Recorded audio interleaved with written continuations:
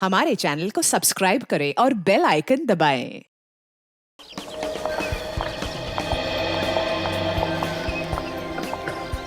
राहुल और जैम, आज मैं इतना खुश हूं कि मेरे पास शब्द नहीं है बताने के लिए। अरे भाई 6 साल के बाद अपने दोनों बेटों को एक साथ देखने का, एक बाप को जो खुशी होती है ना, तुम उसका अंदाजा भी नहीं लगा सकते। बाबूजी, राहुल, जय, जल्दी आइए, खाना तैयार है। आप लोग भी प्लीज आइए। आओ बेटा, जल्दी आओ, खाना तैयार है। हाँ भाई मेरे मिक्की माउस। क्या खाएंगे गुड़िया? मिक्की बेटा आप क्यों? ये हलवा लीजिए ना, नीता ने खास आपके लिए ही तो बनाया है, लीजिए। अरे वाह। तो बेटा मिक्की, भूख लगी है ना? वाह क्या स्वादिष्ट हलवा है, मजा आ गया। बाबूजी, आज शिल्पा ने खाने में बहुत ज्यादा प्यार डाला है, इसीलिए खाना इतना टेस्टी लग रहा है सबको।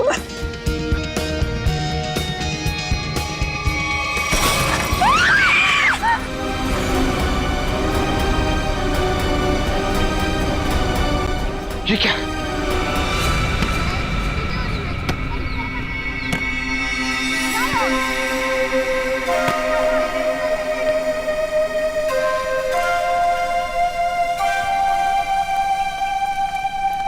अरे प्रकाश अंकल, आप यहाँ? अंकल नमस्ते। नमस्ते अंकल। नमस्ते। अंकल मैं तेज बीविंग में रहता हूँ। माफ करना बेटा, मेरा ध्यान कहीं और था। कोई बात नहीं। अंकल आप यहाँ धूप में अकेले बैठ के क्या कर रहे हैं? बेटा सुनील घर की चाबी देना भूल गया, पर फिक्र की कोई बात नहीं, वो आता ही होगा। अंकल तो हम सुनील जी को फोन लगा देते हैं, उन्हें तो आते आते शाम हो जाएगी। अरे नहीं, काम के वक्त उसको फोन करके परेशान मत करो। जैसी आपकी मर्जी अंकल, लेकिन कम से कम आप हमारे घर पे आके इंतजार कर लीजिए। नहीं मुझे चलेगा, मुझे अकेला छोड़ दो।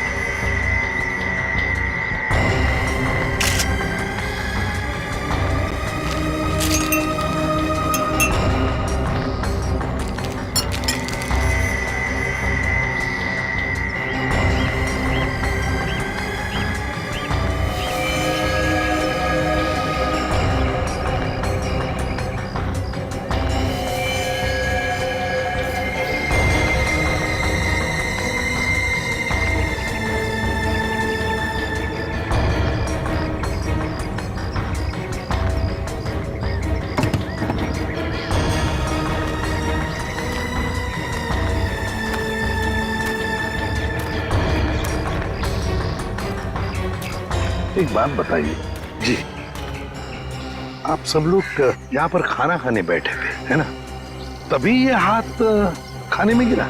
जी सर। ऐसा डरावना हाथ तो हमने पहले कभी देखा ही नहीं, और सर हम तो एकदम से डर गए थे।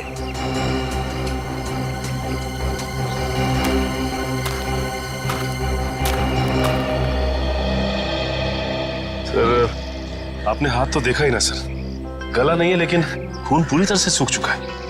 बहुत बुरी हालत से काटा है ये हाथ। अगर ये हालत इस हाथ की है, वही सोच रहा हूँ जिसका ये हाथ काटा गया है उसके और शरीर के हिस्से का किया होगा। सर क्या ये हाथ देख के हम पता नहीं लगा सकते कि ये आदमी का हाथ है या किसी औरत का हाथ है? ये तो साळुंखे बताएगा, उसका काम है।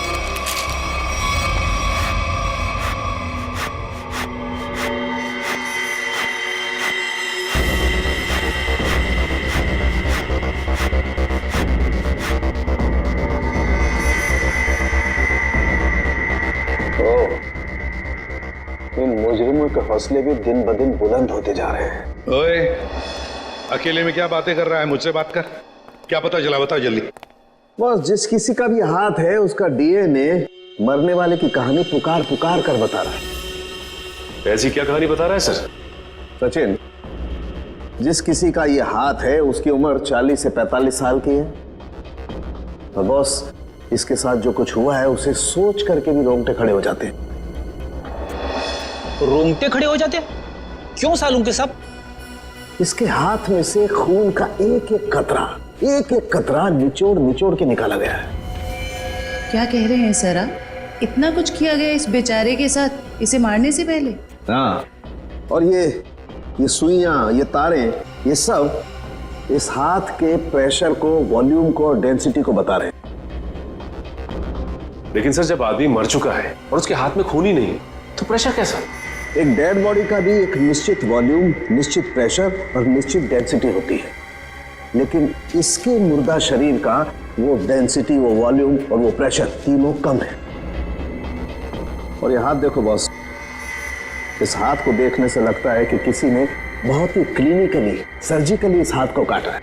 अच्छा, मतलब किसी ऐसे आदमी ने ये काम किया है जो मेडिकल के बारे में जानता है। शायद डॉक्टरी पेशे का हो सकता है, लेकिन ये है कौन, ये जानने से पहले हमें ये पता लगाना होगा कि ये हाथ किस आदमी का है। और ये हमें इस हाथ के ऊपर मिली अंगूठी ही बता सकती है। लेकिन सर उस अंगूठी को तो जंग लग गया था ना? हाँ, अंगूठी को जंग लग गया था, इसीलिए बॉस उस अंगूठी को ब्रिंजोन कार्बाइड नाम के केमिकल में डाला है ताकि जंग हट जाए और उस अंगूठी का असली रूप हमारे सामने आ जाए। एक मिनट।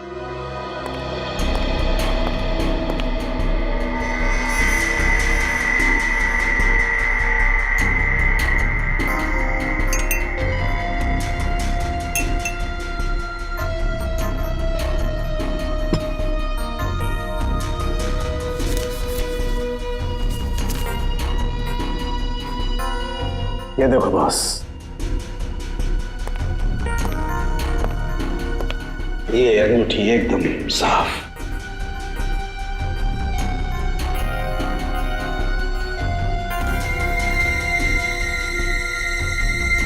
ये क्या है? इस अंगूठी के अंदर दो अल्फाबेट्स इनग्रेव किए हुए हैं, आर वी। सर, ये दो अक्षर आर और वी, इनसे कैसे पता चलेगा उस आदमी के बारे में? यही तो हमारा काम है ना फ्रेडी, पता लगाना सिर्फ इन दो अक्षरों से, आर और वी। फ्रेडी, इससे भी छोटी सुराग से हमें पता चल सकता है मुजरिम कौन है। सर हो सकता है ये आरवी मरने वाले के नाम का इनिशियल हो सकते हैं, और सचिन ये भी हो सकता है कि वो इनिशियल्स आर वी पत्नी के भी हो। वो अंगूठी शायद शादी की अंगूठी हो। सर एक और बात, वो अंगूठी प्लैटिनम में बनाई गई थी। सर ऐसी अंगूठियां आसानी से बाजार में मिलती नहीं है, खास ऑर्डर देकर बनवाई जाती है। बिल्कुल सही। बस उस अंगूठी का फोटोग्राफ शहर में जितने भी जौहरी है उन सबको भेज दो, पता चल जाएगा किस जौहरी ने वो अंगूठी बनाई थी और किसके लिए। R V. Yes sir. Sir एक बात समझ में नहीं आ रही कि अगर ये खूनी आरवी को मारना ही चाहता था तो आसान मौत भी तो दे सकता था, ये काटने की क्या जरूरत? सचिन मरने वाले की पहचान छुपाना चाहता था, वो पहचान छुपाना चाहता था। सर आपसे मिलने कुछ लोग आए हैं और वो कह रहे हैं कि अर्जेंट है। बुलाओ। आइए। नमस्ते सर। आइए, बताइए क्या बात है? सर एक बहुत ही बड़ी मुसीबत आ गई है, बस आप ही हैं जो हमारी मदद कर सकते हैं। मुसीबत? कैसी मुसीबत? सर हम लोग मोतीलाल नगर की रोज सोसाइटी से आए हैं। हमारे बिल्डिंग में एक बुजुर्ग रहते थे, प्रकाश जी। रहते थे मतलब? क्या आप नहीं रहते? सर कल तक तो थे, सोसाइटी के पार्क में बैठे हुए देखा था हमने उन्हें, बोरिया बिस्तर बांध के बैठे थे। तो आप लोगों ने जाकर उनसे पूछा नहीं कि क्या बात है, क्या तकलीफ है, हैं? पता नहीं सर, हमने उनसे पूछा तो कुछ अजीब सा बड़बड़ाने लगे। सर उनके बाहर बैठने की कुछ ना कुछ वजह जरूर है। क्या वजह हो सकती है? सर उनका सौतेला बेटा सुनील बहुत ही ज्यादा बदतमीज और झगड़ालू किस्म का इंसान है वो। सर हमें लगता है उसी ने ही सामान सहित अपने पिता को घर से बाहर निकाल दिया है। पता नहीं कहाँ होंगे वो। हो सकता है वो अपने ही घर वापस चले गए हों। घर में चेक किया आपने? हम लोग गए थे वहां पे, वो वहां नहीं थे, और हमने सुनील से पूछा तो उसने बोला कि उसे पता नहीं है। सर उससे उनकी कोई परवाह नहीं है। सुनील? हेलो, हाँ कहाँ पे? एक मिनट, आप क्या नाम बताया आपने? मालती? ठीक है, देखिए आप लोग चिंता मत कीजिए, आप सिर्फ उनकी फोटो भिजवाइए हमें, हम देखते हैं। सर, मालती नाम की हाउसवाइफ इंदिरा नगर से गायब है सर। इंदिरा नगर से मालती और मोतीलाल नगर से एक बुजुर्ग, दोनों के दोनों गायब है। इन दोनों के घर जाना पड़ेगा, पूछताछ करनी पड़ेगी।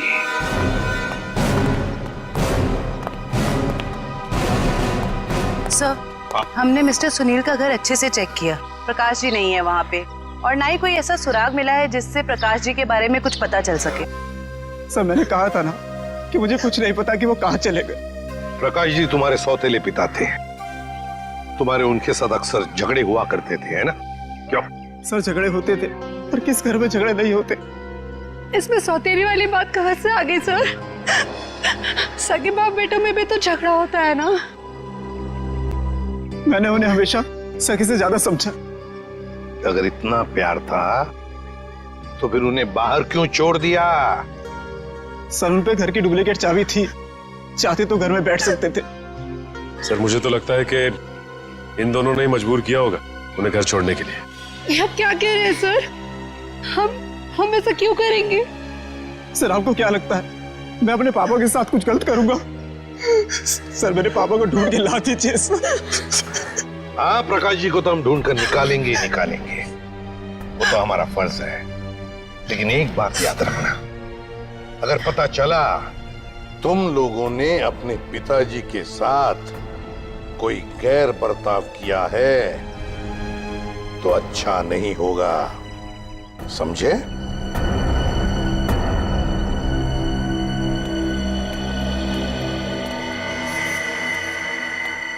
सर, ये वो लेटर है जो मालती छोड़ के गई थी। जरा बच्चों को अंदर लेके जाओ।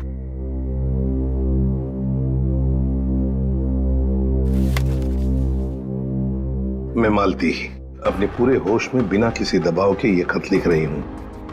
मैं अपनी रोजमर्रा की आम जिंदगी से इस घर गृहस्थी से तंग आ गई हूं और अपनी मर्जी से छोड़ के जा रही हूं। मुझे माफ कर देना विनय, माफ कर देना राहुल। कुछ दिन आप सबको बहुत तकलीफ होगी मेरे बिना, मगर फिर आदत पड़ जाएगी। मेरे वापस आने की उम्मीद मत रखना, हमारा साथ यहीं तक ही था।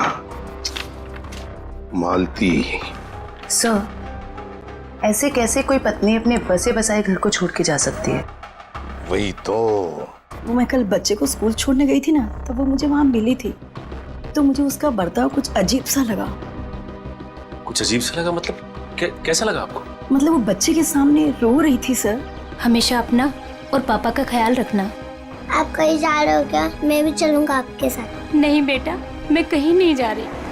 और रोते रोते उसने बच्चे को वैन में बैठाया और वो सब्जी लाने के लिए चली गई, और जाते जाते उसने अपना मोबाइल फोन भी तोड़ दिया। ये तो बड़ी अजीब बात है।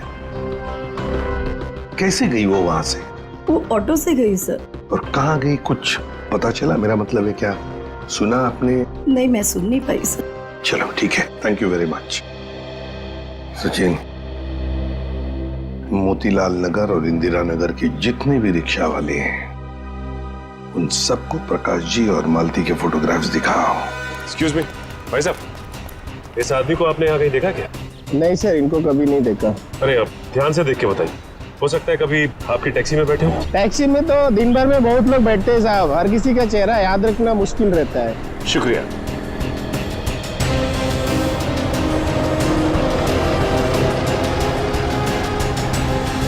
भाई साहब, आप देखिए इन्हें, कहीं देखा है आपने? इस बुजुर्ग आदमी को तो मैंने पिंजर की खाड़ी के पास छोड़ा था। पिंजर की खाड़ी?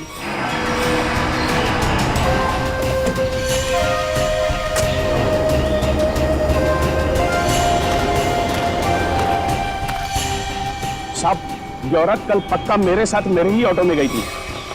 अरे मैडम, यहाँ इस सुनसान जगह पे कहाँ रुकवा दिया ऑटो? आगे सारा जंगल ही जंगल है। और साहब एक और बात बताऊं, वो औरत ना मुझे बड़ी अजीब सी लग रही थी साहब। पूरे रास्ते रोती हुई गई और मोटी डोंगरी की गुफा के पास इसने मेरी ऑटो रुकवाई और उतर के चली गई। मैंने कहा भी कि मैडम अपने बाकी के पैसे तो लेते जाइए, लेकिन उसने पीछे मुड़कर देखा ही नहीं, बस जंगलों की तरफ बढ़ती चली गई साहब। ठीक है जी सर। अरे जयवंती, जरा देखो, देखो जरा ये टैब में, मोटी दूंगी की गुफा और पिंजर की गाड़ी। सर ये दोनों इलाके तो कुलवाड़ी के जंगलों के आसपास हैं। काफी सुनसान इलाका लग रहा है सर। हाँ, इस इलाके में 20 किलोमीटर तो जंगल ही जंगल है, लेकिन ये दोनों ऐसे घने जंगल में उतरे क्यों?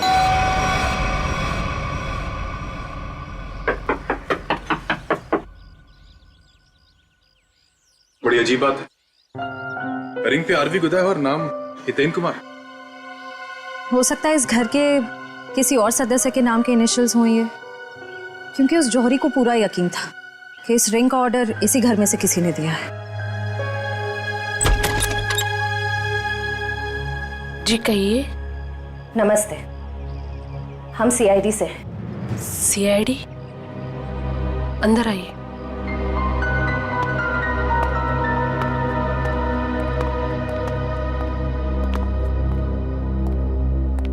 जी हितेन ठीक तो है ना?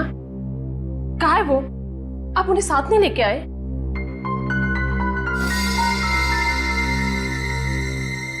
क्या आप इस अंगूठी को पहचानती हैं?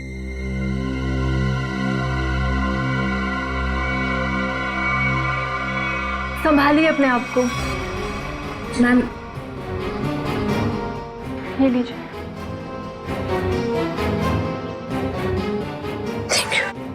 क्या आप बता सकती हैं कि इस अंगूठी पर जो आरवी इनिशियल्स बने हुए हैं, इनका क्या मतलब है? अपने माता पिता के नाम पे गुंदवाया था इन्होंने। ससुर जी का नाम राकेश था और सासू माँ का नाम विनी था। मुझे लग रहा था कि जरूर कुछ ना कुछ बुरा हो रहा है। हितेन कभी मुझे बिना बताए घर से गायब नहीं हुए। क्या आप मुझे उन्हें मिलवा सकते हैं प्लीज? मैम दरअसल हमें उनका कटा हुआ हाथ। बस कुछ मत बताइए, मैं और कुछ सुन नहीं सकती।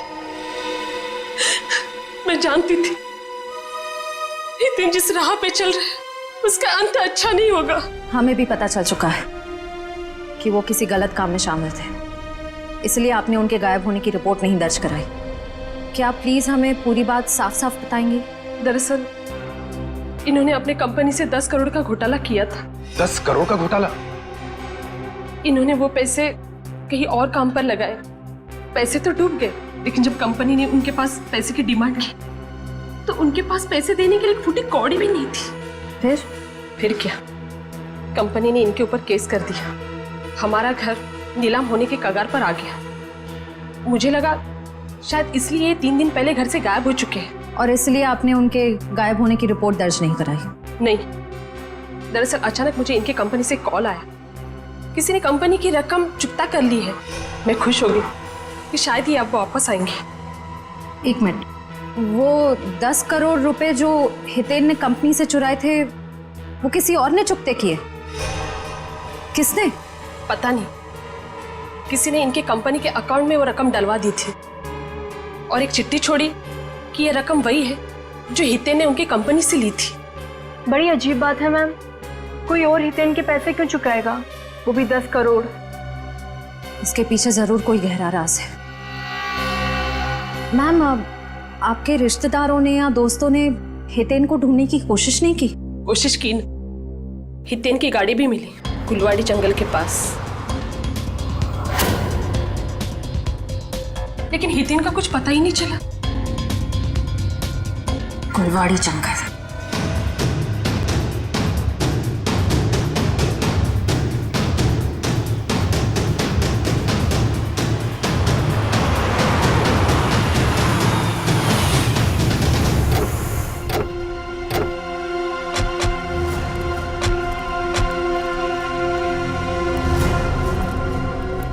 सर ये जंगल तो काफी डरावना है। प्रकाश जी और मालती यहाँ क्या करने आए होंगे? हो सकता है उन्हें झांसा दे के लाया गया हो या जबरदस्ती यहाँ ले आया गया हो।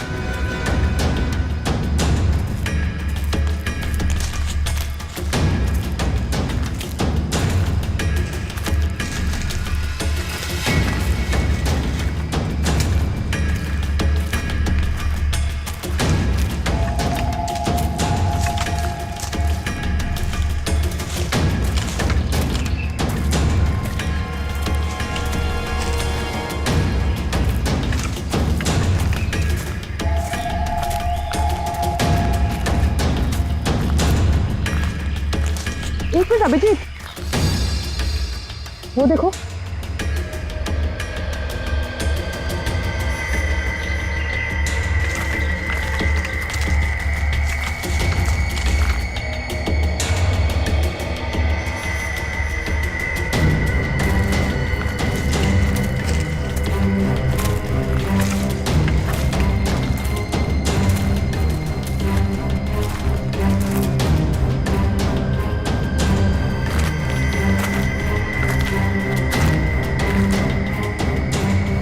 इतने सारे कपड़े, ये जूते, ओह माय गॉड, खून देखा? ओह नो,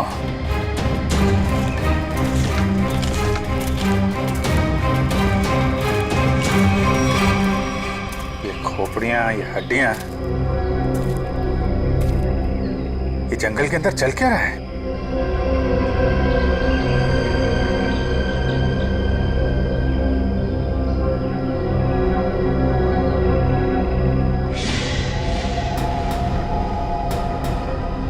कौन है? कौन है वहां?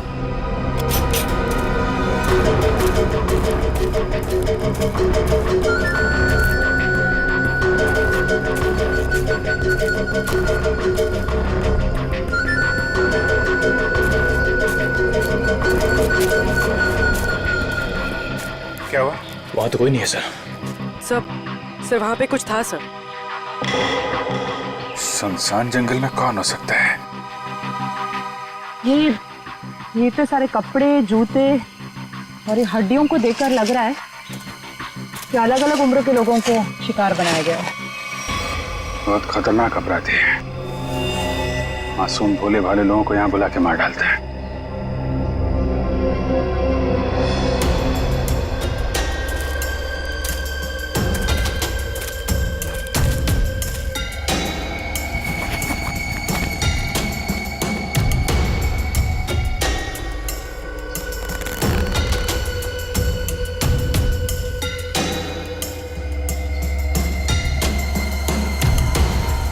प्रकाश जी का बैग है ये अपने बीवी बच्चों की फोटो लेके यहाँ पे क्यों आए थे?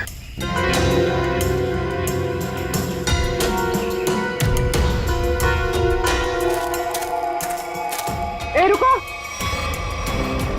क्या हुआ? सर वहां पर कुछ अजीब सा था सर। गाड़ी क्या हुआ सर? सर जंगल में कोई आया है? तुम लोग देखो जरा जाके।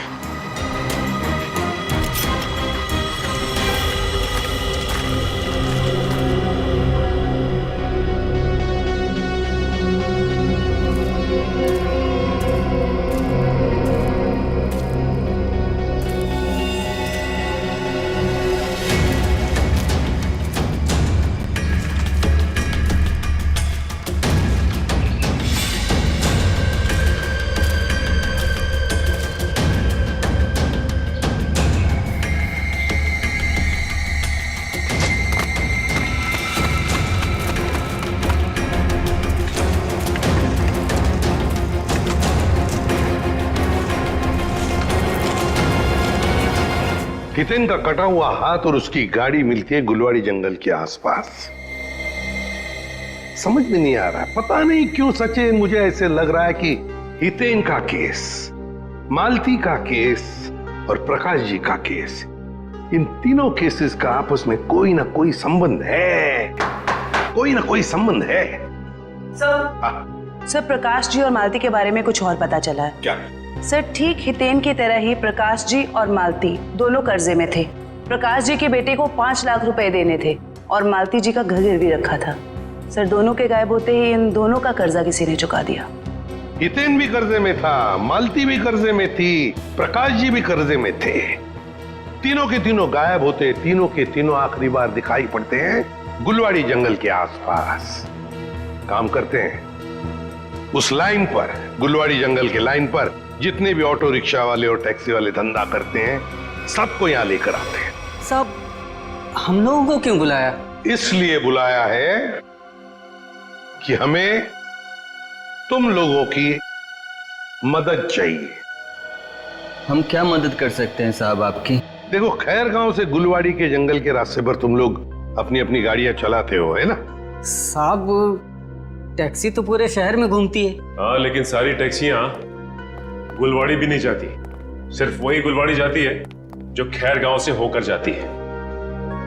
हाँ साहब, गुलवाड़ी पर आकर तो रास्ता ही खत्म हो जाता है, उसके बाद तो घना जंगल आता है साहब। बस तो उसी जंगल के बारे में हम लोग जानना चाहते हैं। वैसे वो रास्ता बहुत सुनसान है ना? हाँ साहब। तो फिर ऐसे सुनसान रास्ते पर ज्यादा लोग तो जाते नहीं होंगे, गिने चुने ही लोग जाते होंगे, है ना? हाँ साहब, बिल्कुल। तो एक बात बताओ, पिछले 2-3 महीनों में क्या तुम लोग किसी पैसेंजर्स को उस रास्ते पर लेके गए थे? याद करो। हाँ साहब, मुझे याद है साहब। मैंने पिछले 3 महीनों में उस रास्ते पर 2 अलग अलग लोगों को छोड़ा है। मैंने भी एक सवारी को छोड़ा था साहब पिछले महीने। साहब पिछले महीने मैंने भी एक सवारी छोड़ी थी, वो एक आदमी था। तो क्या उन लोगों के चेहरे याद आ रहे तुमको? साहब चेहरा तो नहीं याद, पर उसकी बातें जरूर याद है। बहुत परेशान था वो, किसी से फोन पे कह रहा था कि मैं आ रहा हूँ, कुछ परेशानी तो नहीं होगी ना? साहब मुझे याद आया, मालती जी के अलावा मैंने एक लड़की को भी छोड़ा था और वो लड़की पूरे रास्ते रोती रही। साहब मुझे तो लगता है कि वो लड़की घर छोड़कर भाग कर आई थी। हाँ साहब, और गुलवाड़ी के रास्ते पर उतर गई वो। मैंने अपने सवारी से बोला था यहाँ पर ऑटो और टैक्सी नहीं मिलेगा साहब, पर उसने कोई जवाब ही नहीं दिया। सर ये तो बिल्कुल प्रकाश और मालती के केसेस जैसा है। हाँ श्रेया, ये तीनों के तीनों केसेस एक जैसे ही हैं और जरूर और भी ऐसे केसेस होंगे। लेकिन हितेन, प्रकाश और मालती, इन तीनों के जिसने भी कर्जा चुकाया है उसी ने इन तीनों को गायब भी किया है। समझ में नहीं आ रहा है ये सब करने के पीछे ये खोने का मकसद क्या है? मकसद तो पता नहीं अभिजीत, लेकिन इतना जरूर कह सकती हूँ कि ये एक हॉट ब्लडेड मर्डर है। सोचा समझा किया गया अपराध जो किसी पढ़े लिखे आदमी ने किया है। पढ़े लिखे आदमी? ये देखो, इस खोपड़ी को किसी केमिकल में डुबो कर रखा गया था। केमिकल में? क्या जंगल में कोई लैब खोल के रखी है क्या उसने? हो सकता है। एक मिनट।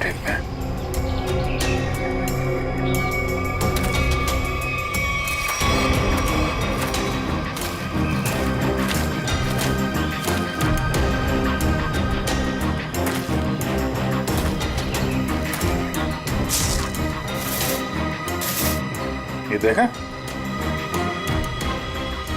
जंगल में पाइप कैसे आ गई? लेकिन नक्शा में तो कोई पाइप वगैरह नहीं थी। वही तो, कहीं ये पाइप भी उन अपराधियों ने तो नहीं लगाई है? काटो जरा सा। निखिल, गाड़ी की आवाज उसी वक्त आई जब हम जंगल में थे। ये कोई संयोग नहीं है। मतलब मुजरिम को भनक लग गई थी हमारे जंगल में आने की। भले ही भनक लग गई हो, लेकिन हमारे हाथों से बचेंगे नहीं आपको।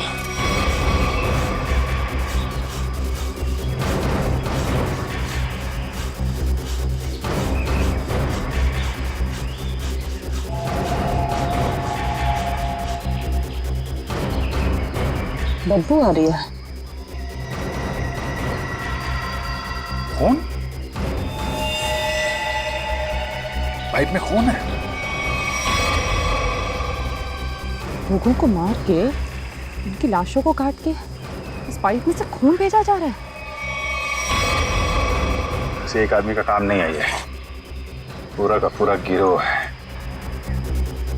ये पाइप हमें उन तक पहुंचाएगा। सर मैंने मिसिंग पर्संस ब्यूरो से पता लगा। सर जंगल के पास जो जो लोग गायब हुए थे वो सब कर्जे में डूबे हुए थे। जो जो लोग उस गुलवाड़ी जंगल में गायब हुए सब कर्जे में डूबे हुए हैं। मतलब मेरा शक सही था, ये कोई संयोग नहीं, सोच समझ के बनाया हुआ प्लान है ये, कर्जे में डूबे लोगों को निशाना बनाने का। सर लगता है ये कोई सीरियल किलर है जो कर्जे में डूबे लोगों को ही अपना शिकार बना रहा है। सर सचिन हो तो हम पता लगा ही लेंगे। ये प्रकाश, हितेन और मालती, इन तीनों के फोन रिकॉर्ड चेक किए? Yes sir. क्या पता चला? सर इन तीनों के फोन रिकॉर्ड्स में 3 नंबर ऐसे हैं जो कॉमन हैं। किस किस के फोन नंबर्स है वो? सर 2 नंबर तो बंद आ रहे हैं और तीसरा नंबर किसका है इसका पता नहीं चला है, लेकिन सर इस तीसरे नंबर से किसी जया को फोन किया गया है परसों। तीसरे नंबर से जया को फोन किया गया है, तो फिर लगता है जया की जान को खतरा है। जया की जान को खतरा है। श्रेया, इस जया को फोन करो, पूछो उससे क्या वो किसी कर्जे में डूबी है क्या।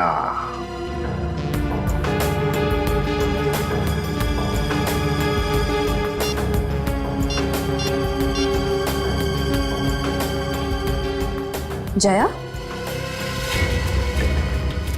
निखिल ये देखो टायर के निशान। टायर के निशान? अगर टायर के निशान यहाँ है तो गाड़ी भी यहीं कहीं आसपास होनी चाहिए।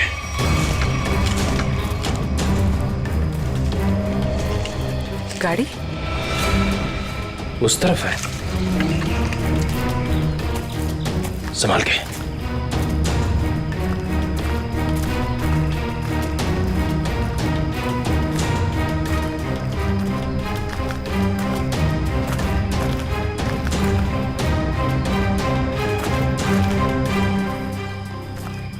यहाँ तो आसपास कोई नहीं है। इंजन अभी भी गर्म है, मतलब जो कोई भी इस जीप में आया है यहीं आसपास है। इतने सारे डब्बे?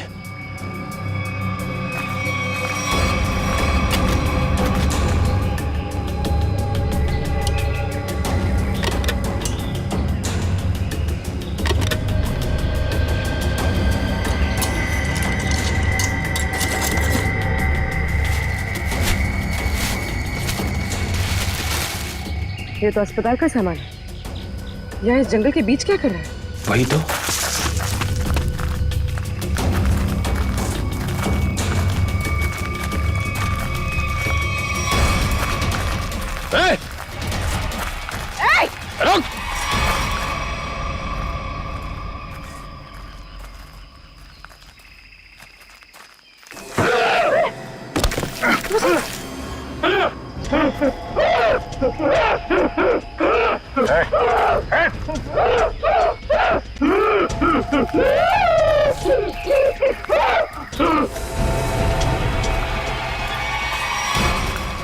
रुक!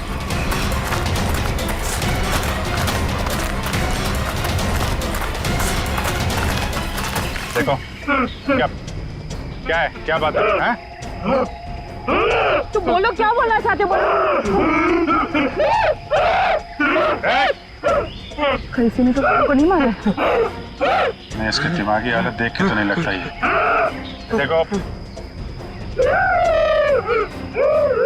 ठीक है तुम जाओ यहाँ से अभी। चलो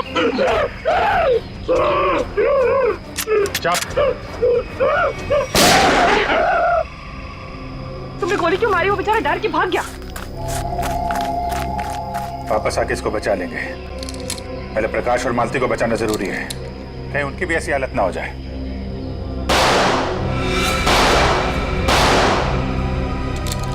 गोली की आवाज? कहीं निखिला पूरी मुसीबत में तो नहीं? लेकिन उन्हें ढूंढेंगे कैसे अभी? जिधर से गोली की आवाज आई है उधर। देखो प्लीज, जब तक मुझे पैसे नहीं मिलेंगे तुम फोन पे ही रहना।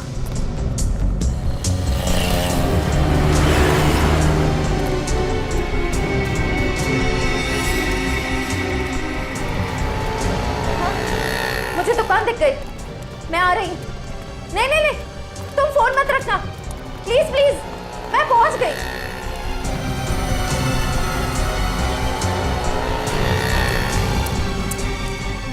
भाई साहब वो मिट्टी का तेल दो ना।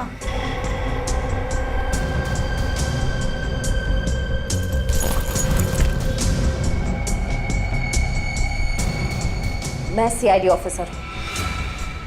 सीधे से बता दे किसके इशारे पे तूने मुझे बैग दिया, वरना ससुराल की सैर करनी पड़ेगी।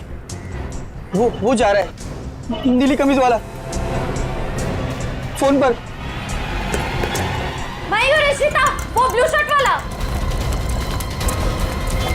बस बस बस बस, बहुत घूम लिया। तुम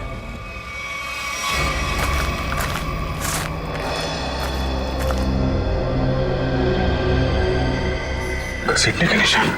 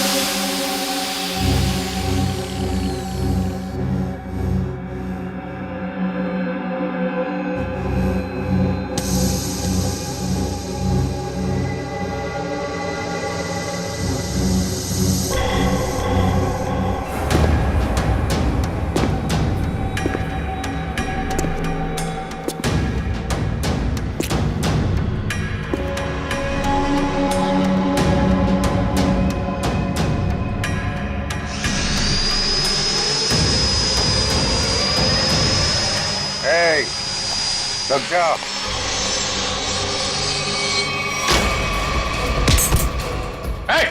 रुक जाओ, नहीं तो इसकी खोपड़ी उड़ा दूंगा।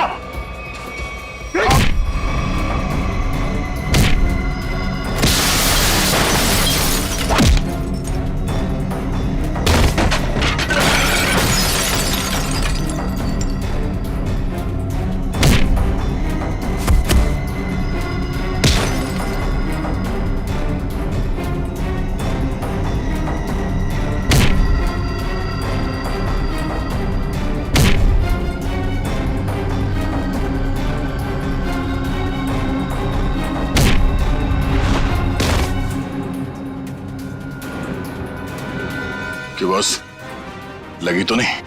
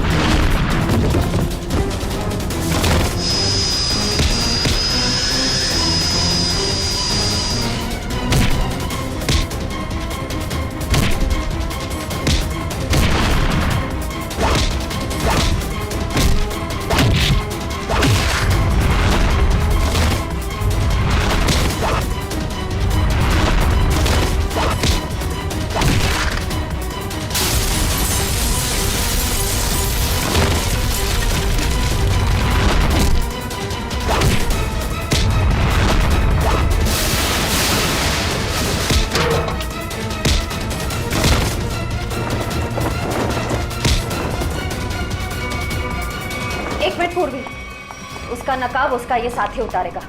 उतार उसका मास्क। सर, ये वो लेटर है जो मालती छोड़ के गई थी।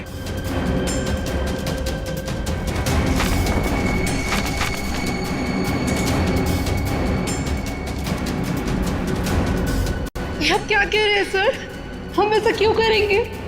पैसों की लालच में तुम इतनी गिर गई, तुमने इंसानियत को शर्मसार कर दिया। यहाँ तक कि अपने पिता समान ससुर तक को नहीं छोड़ा तुमने।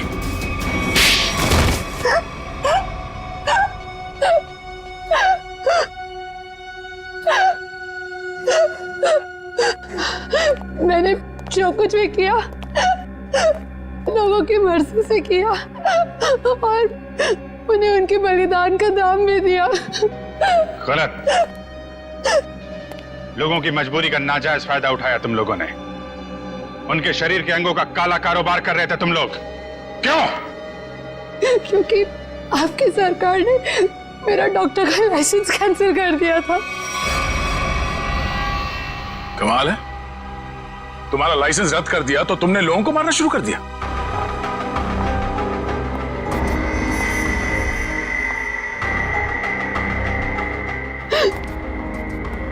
तुम्हारे आड़े टेढ़े एक्सपेरिमेंट ने यह हाल कर दिया लोगों का।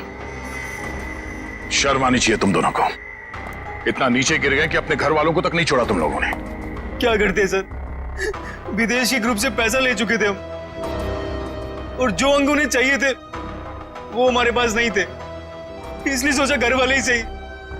बड़े बड़े मुजरिम देखे हमने, मगर तुम लोगों जैसे घटिया सोच वाले लोग आज तक नहीं देखा। बीमार हो तुम लोग, इस समाज में रहने लायक नहीं हो। किस्मत अच्छी हुई तो जिंदगी भर जेल में सड़ोगे, वरना आसार तो यही है कि अदालत फांसी देगी तुम्हें। ले जाओ इन्हें। चल।